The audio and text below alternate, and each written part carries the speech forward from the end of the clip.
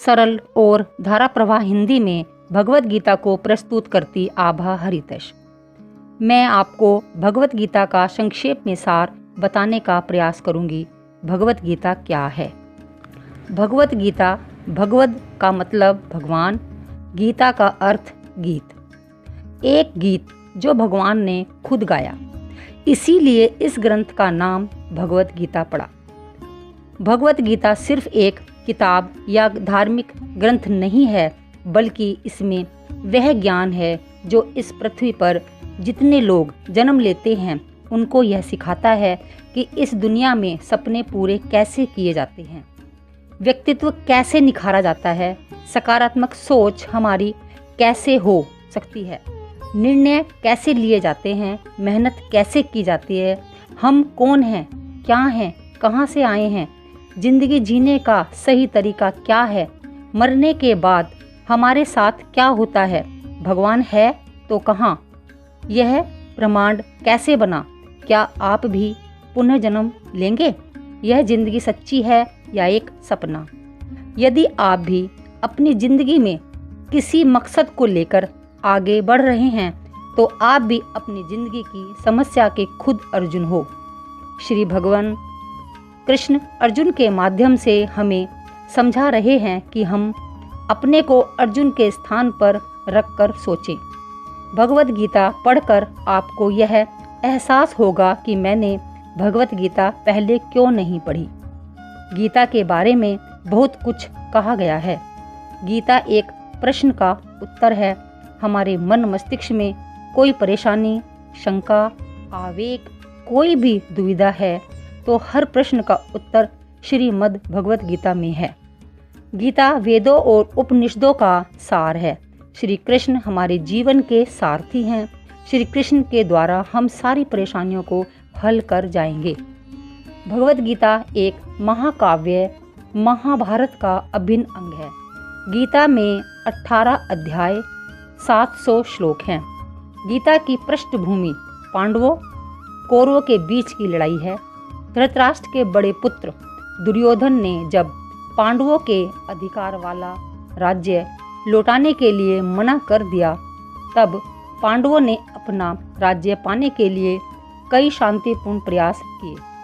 श्री कृष्ण को भी दूत बनाकर भेजा, पर दुर्योधन नहीं माना। तब उनके पास एक ही रास्ता बचा था, अधिकार का। कौरवों से युद्ध करने का निश्चय किया। कुरुक्षेत्र के मैदान में कौरवों पांडवों की सेना तैयार हुई। पांडवों का योद्धा अर्जुन था। सबको विश्वास था कि अर्जुन ही पांडवों को जिता सकता है। इस युद्ध में स्वयं भगवान श्री कृष्ण सारथी बने। जब युद्ध होने वाला था, तब अर्जुन अपने पितामह, गुरुजन, अन्य मित्र, इष्ट बंधुओं को खड़ा देखकर विचलित हो गया। मोह के कारण उसके मन में संदेह उत्पन्न हो गया। वह कर्तव्य से डगमगा गया। उसने युद्ध करने से मना कर दिया। वह हताश, विषादग्रस्त युद्ध के मैदान में शस्त्र छोड़कर अपने रथ में जा बैठा। उस हताश, परेशान अर्जुन को भगवान ने युद्ध मैदान में दोनों सेनाओं के बीच गीता का उपदेश दिया। उन्होंने आत्मा की अमरता, कर्मफल त्याग, शरीर की नश्वरता, योग, ब्रह्म ज्ञान, अवतरण का सिद्धांत, त्याग, संन्यास, क्षेत्रज्ञ, मन को कैसे वश में किया जाता है उसके उपाय, भगवत भक्ति, प्रकृति गुण, सत, रज, तम, क्रोध, ईर्ष्या पर नियंत्रण करना, इंद्रियों को वश में करना, ध्यान कैसे लगाएं, असुरी और दैवीय स्वभाव, भव सागर से पार होने के उपाय, परम गति कैसे प्राप्त हो, इसके बारे में बताया। अपना विराट रूप भी अर्जुन को दिखाया और कर्म को श्रेष्ठ बताया। अर्जुन के सारे संदेह समाप्त हुए। उसकी कर्तव्य भावना फिर से जागृत हुई और निष्काम भाव से युद्ध करने को तैयार हुआ।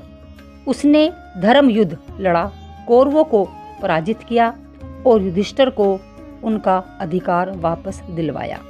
श्री कृष्ण ने अर्जुन के माध्यम से हमें ज्ञान दिया कि गीता हिंदुओं के जीवन में एक विशेष स्थान रखती है।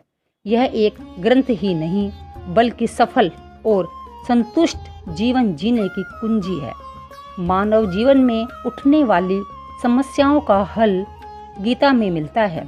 गीता हमें बाह्य शक्ति से ही नहीं बल्कि आंतरिक शक्ति से भी लड़ना सिखाती है।